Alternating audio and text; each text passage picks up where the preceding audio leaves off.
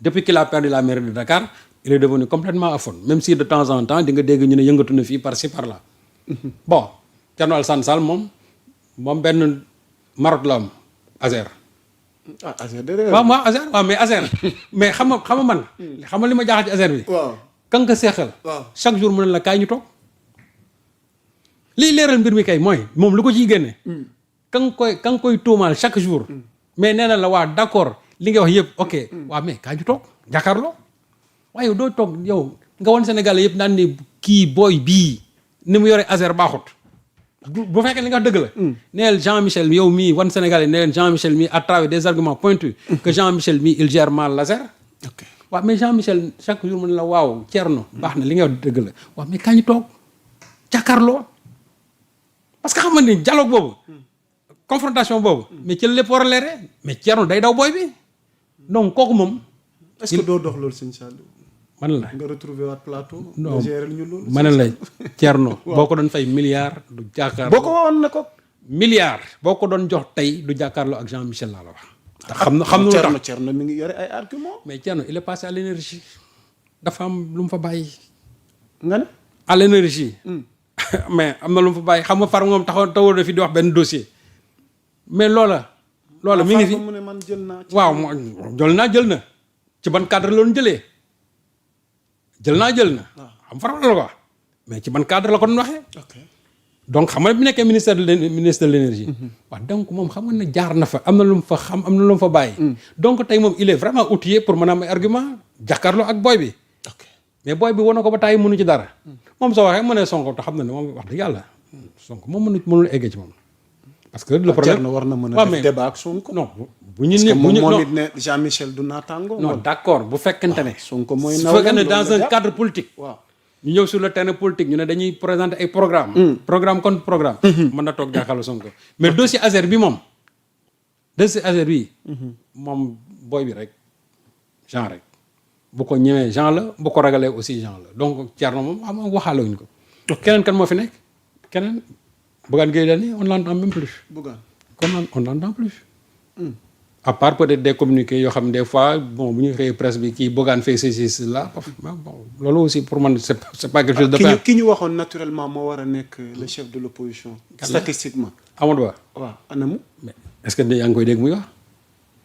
am na lu mu annoncé de. waaw waa FDR. waaw mais lu mu annoncé Oumar Sarr. jël seen matuwaay ci échéance yi ñu xam jëm xam man dama yërëm Amadou Ba yërëm Oumar Sarr. sëñ Saliou yërëm jàpp non dama leen yërëm xam ndax. waaw mais Amadou Ba quelqu'un boo xam yow assemblée nationale boo ñëwee sax kenn du dégg. Amadou Ba aurait pu faire de l'assemblée nationale c'est-à-dire que moom benn levier pour mën a rebondir. ay caisse de résonance. moom xam na mais débat bi ñuy wax rek sur le budget. dégg nga benn yoon benn intervention bu mu def pour war a mën a sax coince ñoom Cheikh Diba ci affaire yooyu il a travaillé avec ces gens xam na budget da nga ko dégg ci benn question budgétaire. loolu de Tafsir de xanaa lañ ci dégg. waaw moom laa la parce que Tafsir moom c'est un expert en la matière. mais Amadou Ba qui a été premier ministre des finances et du budget. kooku tey bu ñu taxoon assemblée nationale la Sonko daan def ba leen di acculer. tey waroon na mën a tey acculer les gens là jusque dans le dernier retranchement. est-ce que amul lu mu daas fanaana. lu muy daas fanaana loolu daas fanaana assemblée lay feeñee. Sonko quand il s'est révélé ba nit ñi xam ko dëggantaan assemblée la doon taxaw nit ñi di xool ay idéem dëggantaan. donc Amadou Ba tey je crois que bu waroon ne man ne maay chef de l'opposition. assemblée lay taxaw di damat waa Pastef fii benn par benn. di leen dugal ci guute te duñ ci mën a génn. mais kooku on l'entend même plus des fois sax assemblée nationale il disparaît complètement. donc kooku Omar Sarr. ma jeexal moom parce que dama ko dégg fan yi ci ginnaaw. muy wax ay waxu carte numérisée ak nangam non on sait ce qui se passe waaw mais moom il était dans le gouvernement de Wade en 2007. 2007 Abdoulaye Wade a gagné les élections au premier tour te xam moom c'est un informaticien foofu laay taxawale affaire bi. kon baax na. waaw xam naa lii sunu kanam lii sunu kanam danañ ci ñëw. alors sëñ Saliou xam naa li duuf ci nag bi xajul ci cin li waxtu wi dab nañu mais pour terminer parce que askan bi bëgg nañ comprendre daf mel ni dañoo dégg ni Diomaye wala gouvernement bi fi ne dañu fas yéene dooleel candidature Macky Sall ca Nations Unies ñu ne Union africaine moom dooleel na ko ba sax session bii di ñëw moom moo nar a nekk ci ordre yi ñu nar a waxtaane ñu ne Sonko war a représenter Diomaye te Diomaye voilà serait tey jii nii pour keroog bi mu demee seeti Sassou Nguesso pour terminer Nations Unies xam nga ba léegi waaw comme que ñun dañuy liggéey il faut qu'on soit professionnel parce que amul benn communiqué venant de la présidence congolaise buy wax ne ñoom ils soutiennent la candidature de Macky Sall. Il est vrai que dans le reportage le journaliste l'a dit dans le reportage le journaliste l'a dit les gens ont rebondi sur ça maintenant avec des si parce que j'ai entendu ces gars qui dit si donc on est sur des si donc on est dans des supputations léegi nag quelqu'un qui est proche de Diomaye et que je crois qu'il est son conseiller muy Ben Taleb mon neveu Ben Taleb que je salue au passage il a fait un démenti en disant que le président avec lequel je travaille ne songe même pas à ça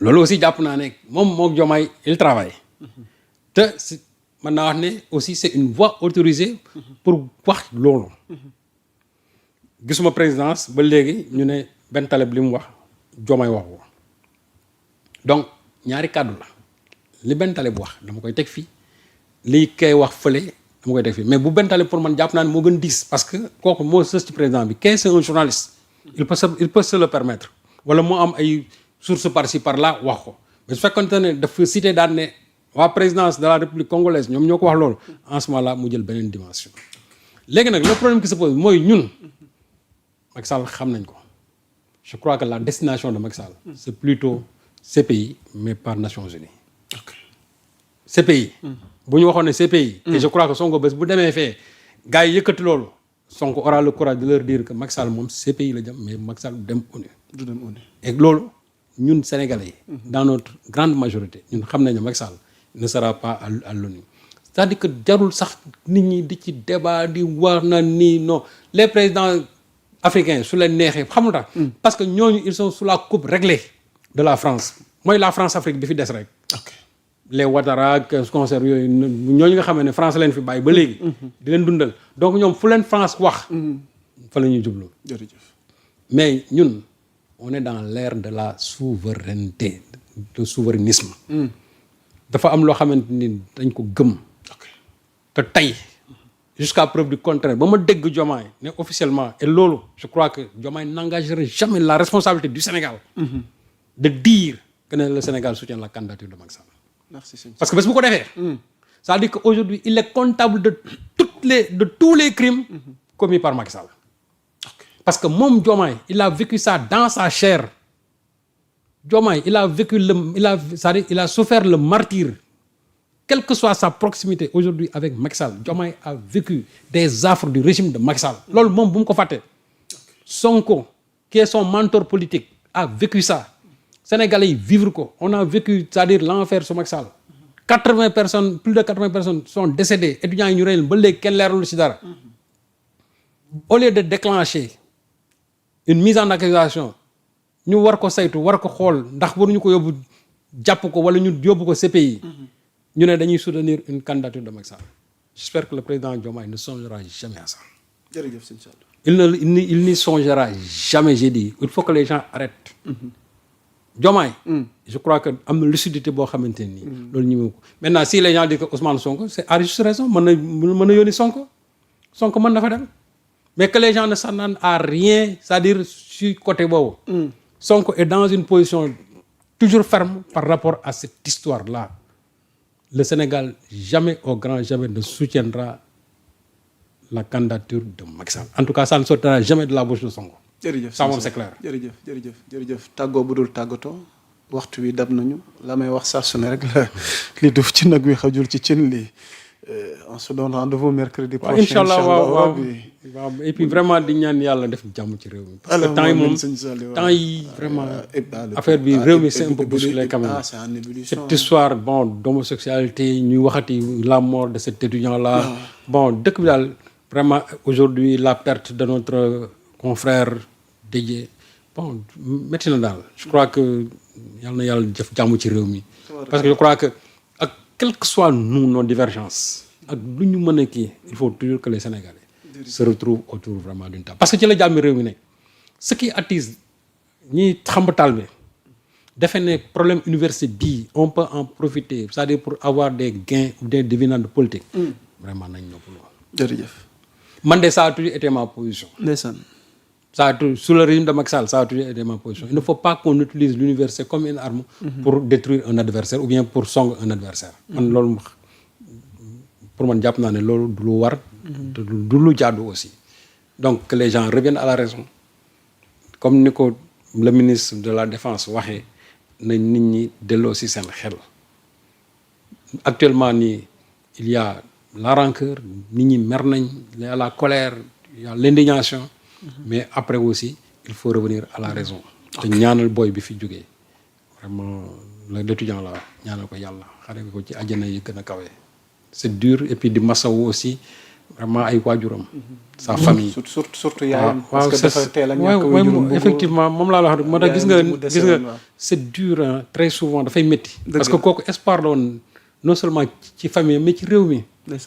parce que ki nga xamante ne médecine la nekkoon kooku bu xëyoon tey bu demoon ba am ay lijaasam ku nekk lay jariñ ci réew mi donc kooku doomu réew mi la. ku nekk la war a métti. ay waa njabootam ñooñu lay gën a métti. peut-être mais ñun aussi dinañu métti parce que jàpp nañ ne doomu réew mi la. Sénégal nag ñëpp benn lañ c'est-à-dire koo ci xoori rek keneen ki dina ko yëg. dëgg la di ko jaajëfal duñ doyal ci moom Serigne Saliou Gueye yàlla dolli ko jàmm bu leen ñu fàtte ci ñaan bu leen ko fàtte ci ñaan lu fi dëng rek sunu matta di doomu aadama di massawu yéen ñi ñuy teewlu tuuti ñu ngi lay jéggalu liggéey bi yombul ci sa taxawaay ci coordination bi waaye xam nga rek man moom léeg-léeg waaw ñu ngi leen di jéggaluwaat bu baax Serigne Saliou kon ñu ngi jox ñi ñuy seetaan. incha allah ba mercredi rek bu soobee yàlla vraiment incha allah rabbi ñu dikkaat en détail ngir leeral tolluwaay réew mi l'actualité est en continu sur Sénégal 7 d'ici là portez-vous bien jaa ngeen jëf wasalaam.